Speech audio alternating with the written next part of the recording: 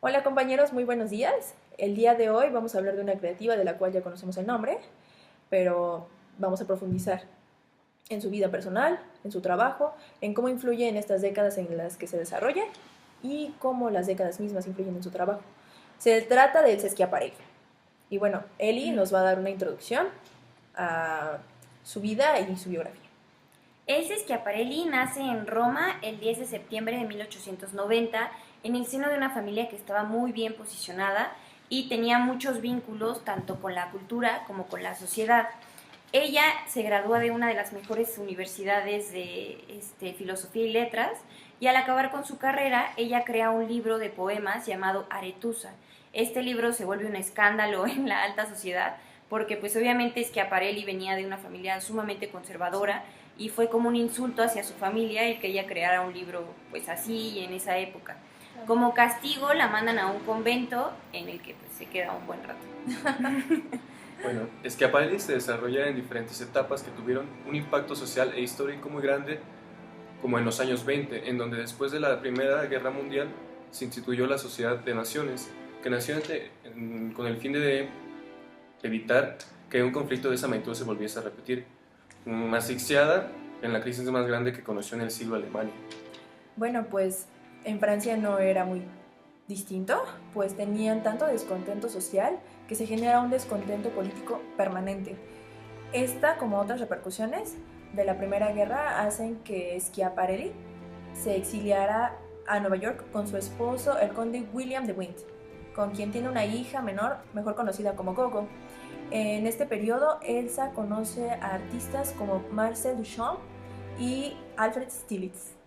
Después de esto, Schiaparelli decide regresar a París, en donde comienza una relación de amistad con Paul Poguet, y él tiene una gran influencia sobre Schiaparelli porque la motivaba mucho. Él hacía muchas cosas diferentes al entorno social en el que se encontraban. Por ejemplo, él trabajaba mucho con kimonos y con kaftanes, y a diferencia de los vestidos de esa época, pues no tenían corset, ¿no? Que el corset llegaba a ceñir tanto la figura que a veces modificaba ciertos órganos del cuerpo femenino. Y obviamente esto le encanta a Schiaparelli porque ella es una vanguardista en el mundo de la moda. En esta década también ella tiene su atelier en el ático de su casa y así crea su primera colección, que es el número 1 de febrero de Vogue Francia, y la colección consistía en unos suéteres negros y se vuelve como un escándalo en la sociedad y la sociedad se queda enamorada de ella. También en este periodo ella crea un perfume muy característico que se llama Shocking, y literal choquea a la sociedad porque sale el color rosa conocido como rosa Schiaparelli, que según ella era la fusión de todas las aves del mundo y todos los peces, y al explotar se daba este color. Por otra parte, en los países occidentales triunfadores de la Primera Guerra Mundial hubo una especie de resurgimiento cultural denominado por su rupturismo. Los años locos incidieron sobre todo en la música. En la moda, entre los que resaltó la modista francesa Coco Chanel. Sí, de hecho, uno de los mitos es que Coco Chanel y Schiaparelli tenían una amplia competencia por la clientela, pero eso era un mito porque la gente que le compraba a Schiaparelli no le compraba a Coco Chanel, eran targets completamente diferentes y pues ninguna le echaba riña a la otra ni nada. Y pues recibió fuertes críticas por su vestido negro de cóctel. Pues claro, este vestido definitivamente fue muy criticado porque le ponías un mandil encima y parecía una sirvienta americana, ¿no? Esa fue la principal mofa y crítica que le hicieron a este vestido de cóctel que mencionamos. Las mujeres de clase alta o presumible clase alta, al usar al usarlo en el occidente, las primeras minifaldas, así como muchos, a veces el corte de cabello llamado a la guillasson, en francés a lo niño, amplios escotes o brazos expuestos al aire libre. También las mujeres experimentaron cierto liberalismo sexual promovido por los escritos de la antropóloga Margaret Mead, quien hacía interpretaciones de la teoría psicoanalítica de Sigmund Freud. También las mujeres de estratos medios y altos comenzaron a fumar tabaco en forma de cigarrillos públicamente en los países occidentales. Los varones trataron de mantener sus aspectos juveniles, rasurándose completamente la barba. Claro, porque en este tiempo pues se trataba de masculinizar más a la mujer y feminizar más al hombre. Sí. Y sobre todo se da eso porque la mujer se queda a cubrir los papeles del hombre en lo que el hombre va a la guerra. Bueno, los 20 fueron una época en la cual tuvo su relevancia la muy decorativa decoración, Art Deco. La pintura y la escultura sobresalieron los vanguardismos como el surrealismo, en el cual Elsa se ve fuertemente influenciada, sobre todo por Dalí. Sí, de hecho, en lo que tú comentas de las esculturas, Schiaparelli tallaba, ahora sí que esculturalmente, sus broches, o sea, todos los botones que ella hacía eran tallados a mano y tenían mucha referencia con el surrealismo. Los años 30 de esta década estaba claramente influida por la análisis económica, llamada la Gran Depresión, provocada por el crack del 29, que tuvo un alcance mundial y provocó fuertes tensiones sociales y políticas que permitieron la aparición de dictaduras como la de Hitler en Alemania, Franco en España o Metaxas en Grecia. Este surgimiento de totalitarismos acabó desembarcado en una nueva guerra mundial. En esta década se intenta democratizar la moda en producciones de lino o en fibras sintéticas a un mayor bajo costo. Sí, de hecho también en esta época se comienzan a crear vestidos que ciñan la silueta y tienen muchas pretinas como en la cintura. Se empiezan a usar guantes largos en la noche y sombreros durante el día.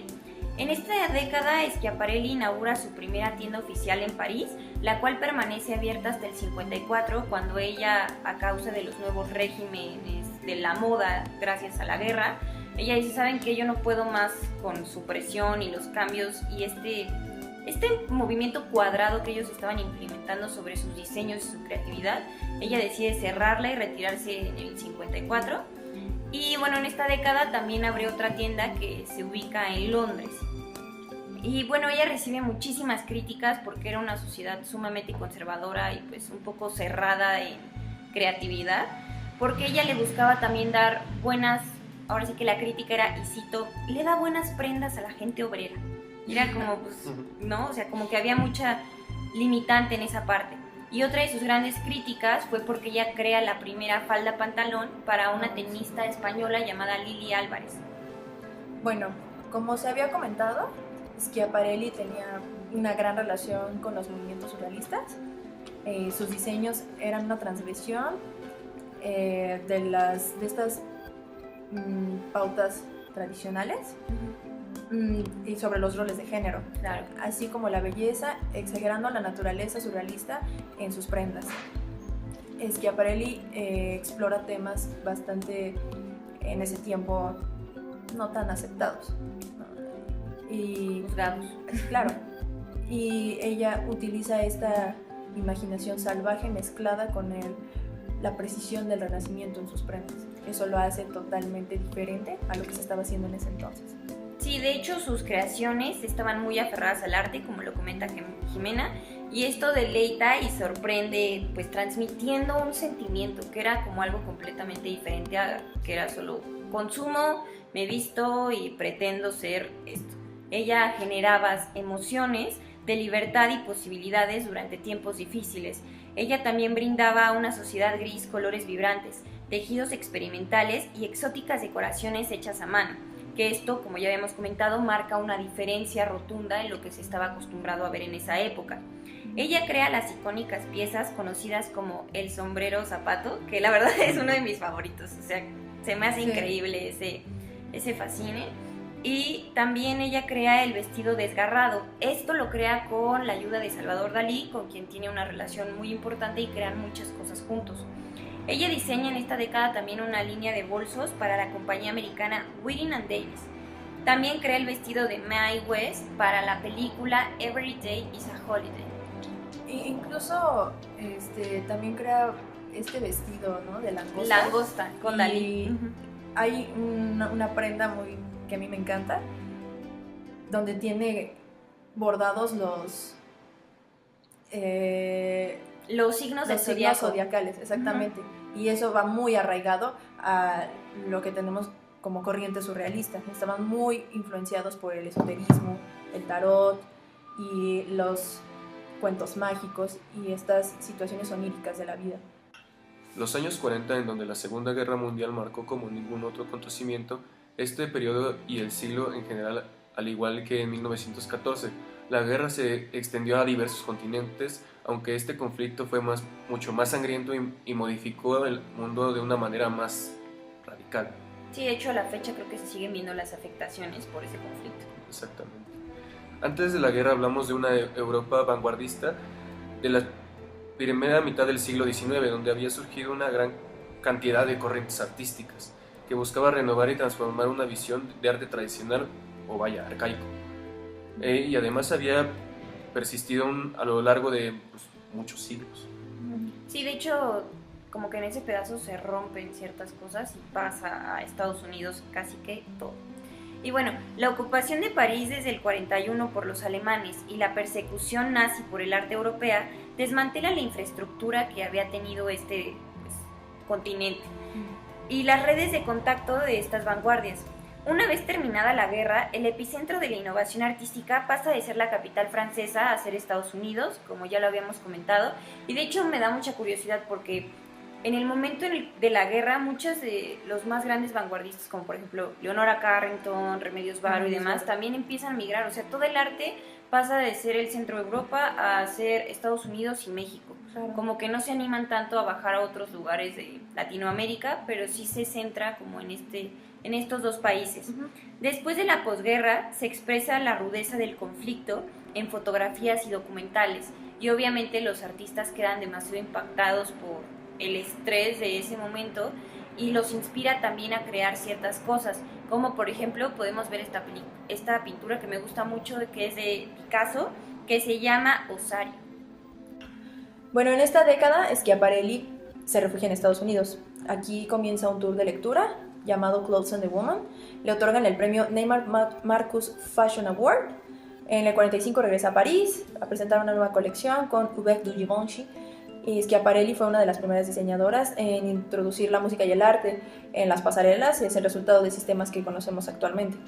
Bueno, ¿cómo se relaciona esto con la moda? No cabe duda que las tendencias sociales dictan la moda, pero a partir de 1939 fue la guerra la que causó un tremendo impacto en la vida diaria y pues el vestido sufrió modificaciones. En los 40, en Francia, el gobierno alemán controló la alta costura y consideraron seriamente en trasladar la industria de la alta costura pues a Berlín. Claro, y como sabemos, antes de la guerra los diseñadores de moda viajaban anualmente a París para asistir a las opulentas muestras de moda que regían en la época. Ellos regresaban a Estados Unidos y copiaban los diseños de alta costura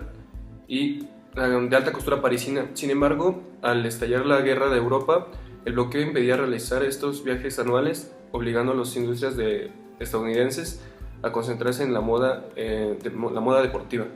Sí, de hecho, a nivel industria, el primer impacto que se vive, por así decirlo, es cuando se prohíben las fibras naturales y se empiezan a dar pie como a las fibras sintéticas. O sea, ¿no? Retiran del mercado todo lo que es algodón, lino, etcétera, y empiezan a dar pie a las sintéticas como el nylon, ¿no? Ese fue como el que más auge tuvo en esta época. También durante este periodo de guerra, el que era el mejor vestido era el soldado alemán, pues tenían justamente todas estas fibras que los preparaban para los ciertos climas que se tenían que ir enfrentando. Que no les sirvió para nada. No, para nada.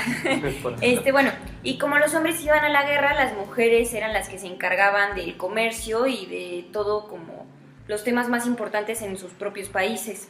Entonces, la mujer sufre, más bien obliga como a la sociedad a hacer un cambio en su vestido. En lugar de usar estas prendas ceñidas y demás, empiezan a utilizar los overoles. Claro, bueno, los diseñadores estaban forzados a eliminar bolsos extra, dobles pecheras y debían reducir el ancho y largo de las faldas, precisamente por lo que menciona Eli. Esto produjo una nueva apariencia en la mujer, precisamente eso que se habla de masculinizarla cada vez más. Por la falta del hombre en el hogar, pues ellas tenían que sustituirlo, ¿no? Se acortaron las faldas y los vestidos se hicieron más estrechos combinados con chaquetas cortas.